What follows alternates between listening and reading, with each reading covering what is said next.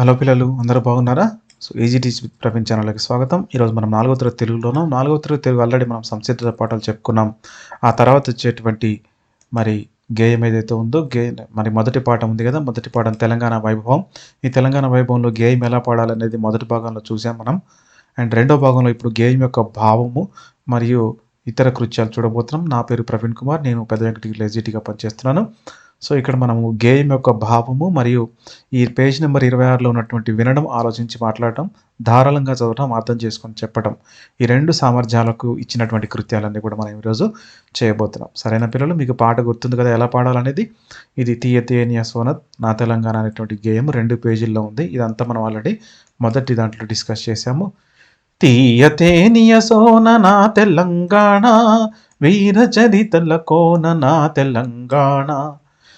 తీయ తేనియ సోన నా తెలంగాణ, వీర చరితల కోన నా తెలంగాణ. తరగలై గోదారి తల స్నానమయ్యింది, నురగలై కృష్ణమ్మని కాళ్ళు కడిగింది.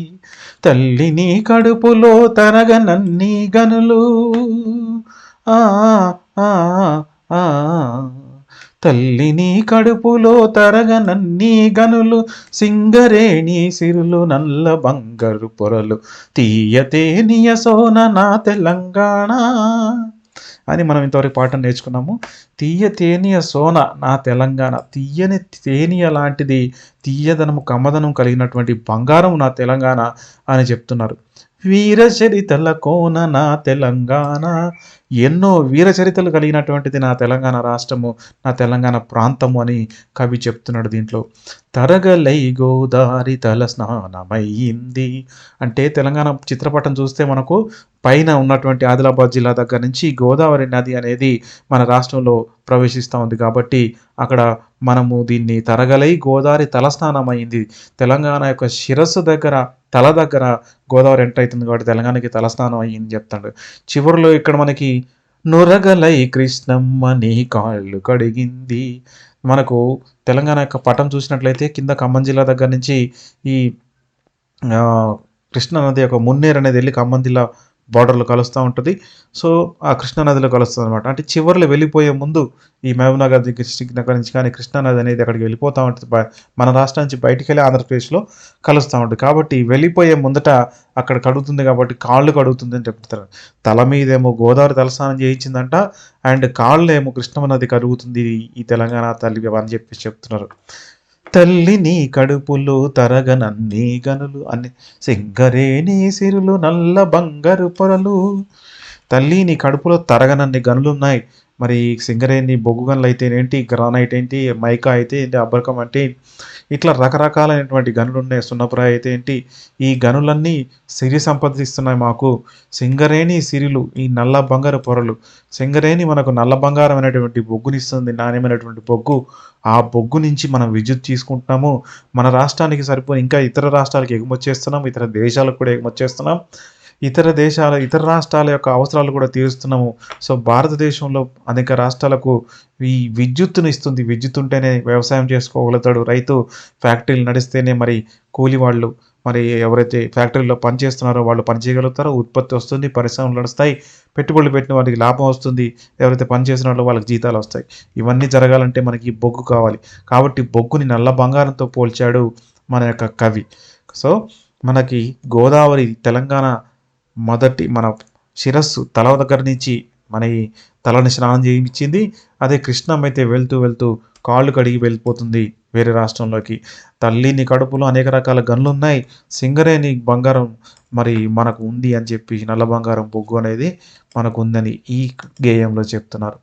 తర్వాత చూద్దాం మనం నెక్స్ట్ ఏంటి. పోతన్న కైతలో పొంగి పొరలిన భక్తి, రుద్రమ్మ చాటింది నీ పరాక్రమ శక్తి. పాల్కొరికి కవనాన దేశి పదముల బాట, ఆ ఆ ఆ పాల్కొరికి కవనాన దేశి పదముల బాట, పలుకే బంగారమౌ రామదాసుని పాట.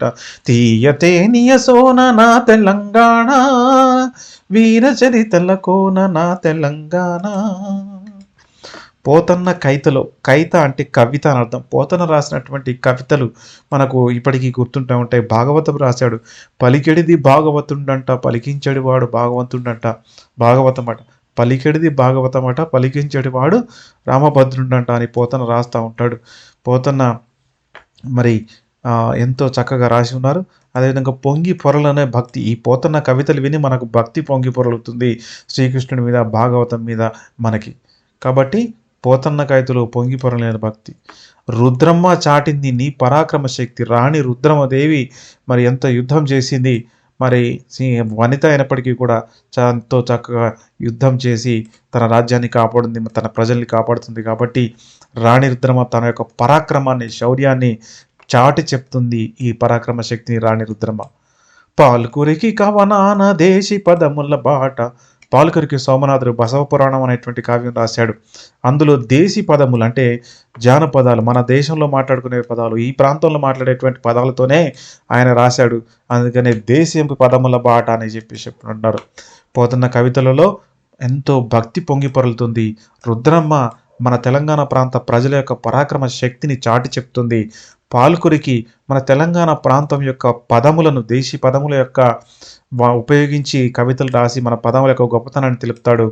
రామదాసుడు, భక్త రామదాసు నేలకొండపల్లిలో పుట్టి భద్రాచలంలో రాముల వారికి దేవస్థానం కట్టించినటువంటి ఈ రామదాసు పలుకే బంగారమాయేనా, కోదండపాణి పలుకే బంగారమాయేనా, పలుకే బంగారమాయ పిలచిన పలుకావేమి, కలలో నీ నామస్మరణ మరువా చక్కని స్వామి, పలుకే పలుకే బంగారమాయన అని రామదాసు రాముడిని కీర్తిస్తూ గుడి కట్టించి పాట పాడుతున్నాడు.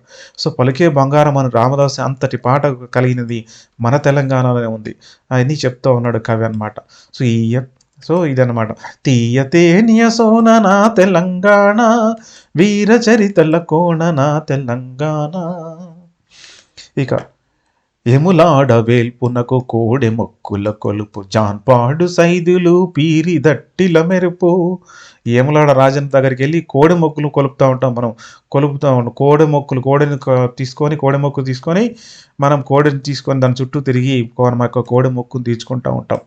జాన్పాడు సైదులు పీరి దట్టిల మెరుపు. జాన్పాడులో సైదుల్లో దర్గా ఉంటుంది. అక్కడ పీరీలు, దట్టీలు కట్టి పీరీలు మరి మెరుస్తూ ఉంటాయి. అక్కడ కూడా మనందరూ వెళ్ళి, ఎక్కువ మంది ఇంకా హిందువులు కూడా వెళ్తూ ఉంటారు ఆ దర్గాకి.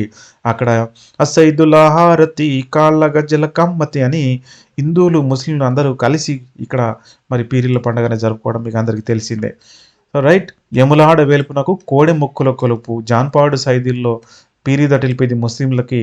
మెదకు చర్చిలో తలకు క్రీస్తు కథలను తెలుపు, మెదకు చర్చిలో తలకు క్రీస్తు కథలను తెలుపు, తెలంగాణది నేర్పు సామరస్యము నిలుపు. మెదకు చర్చిలో తలుకు అనేటువంటి క్రీస్తు కథలను అందరికీ తెలుపుతూ ఉంటుంది. ఎంతో పురాతనమైనటువంటి చర్చి మెదక్ది.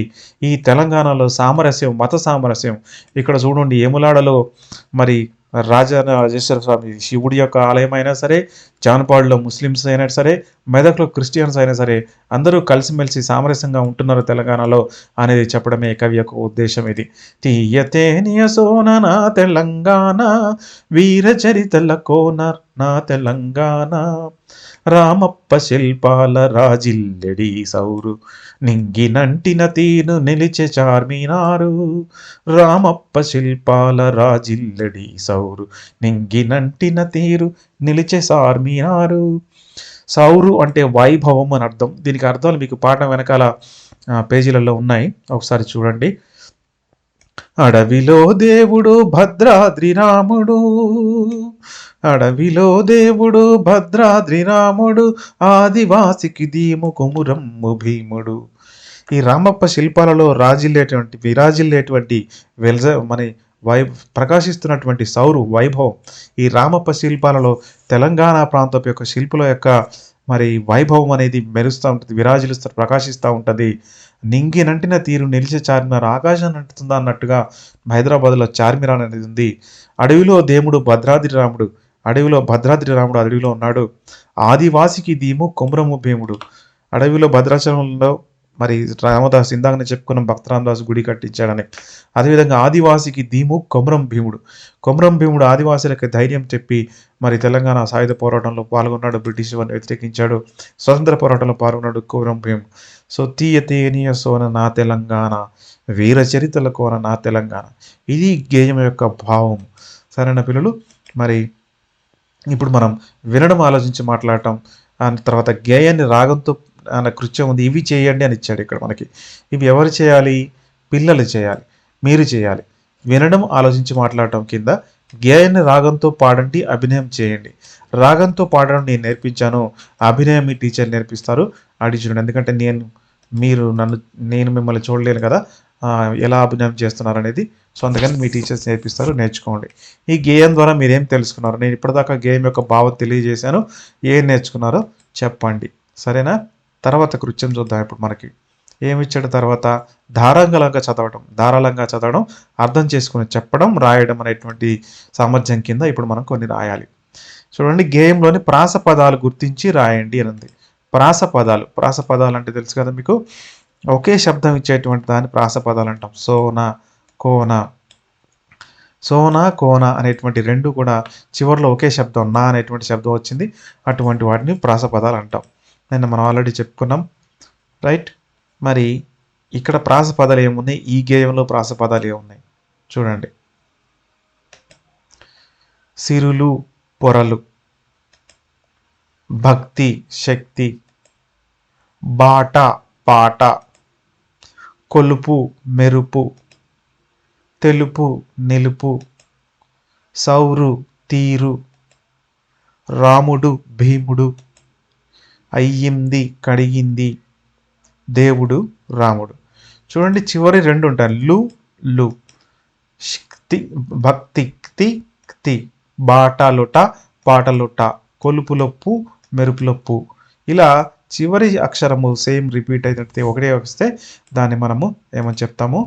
ప్రాసపదాలు అంటాము. ఆల్రెడీ 3వ తరగతిలో నేర్చుకున్నారు మీరు ప్రాసపదాల గురించి. అప్పుడు పాఠంలో కూడా చెప్పుకున్నాం మనం. గోదావరి గట్టుంది, గట్టు మీన చెట్టుంది, చెట్టు కొమ్మన పిట్టుంది, పిట్ట మనసులో ఏముంది, ఇట్లా అన్నిట్లో చివరిలో ది అని వస్తుంది. వీటిని ప్రాసపదాలు అంటాం. పాటల్లో ఉంటాయి, గేయాల్లో ఉంటాయి, పద్యాల్లో ఉంటాయి. మనం మాట్లాడుకునేటప్పుడు కూడా అప్పుడప్పుడు ప్రాసపదాలు వాడుతూ ఉంటాం, సరేనా? ఇవి ప్రాసపదాలు అంటే. ఇక తర్వాత చూద్దాం నెక్స్ట్ ఏమి ఇచ్చాడో.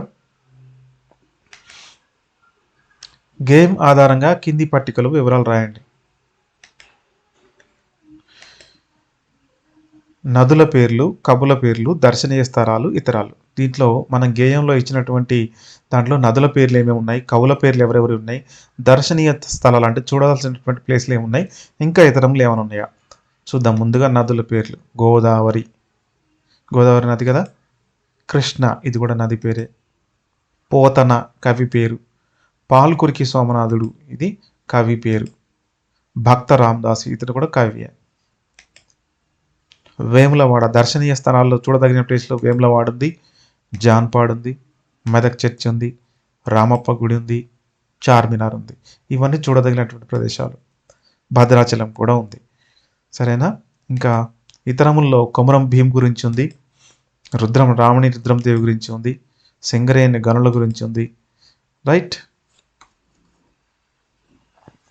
సో ఇవి ఇట్లా నదుల పేర్లు, కవుల పేర్లు, దర్శనీయ స్థలాలు, ఇతరములని మీ బుక్కులు వచ్చారు కదా, అక్కడ మీరు ఇవి రాసుకోండి, సరేనా పిల్లలు?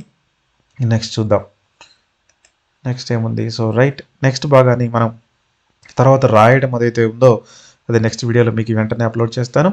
సో మీకు కనుక ఈ వీడియో నచ్చినట్లయితే సబ్స్క్రైబ్ చేసుకోండి, బెల్ బటన్ ప్రెస్ చేసి ఆల్ నోటిఫికేషన్స్ యాక్టివేట్ చేసుకోండి, లైక్ ప్రెస్ చేయండి, లైక్ బటన్ ప్రెస్ చేయండి, మీ యొక్క విలువైన అభిప్రాయాలు కామెంట్స్ రూపంలో తెలియజేయండి, షేర్ చేయండి మీ మిత్రులందరికీ చేరింది. So thank you very much, have a good day, జై హింద్.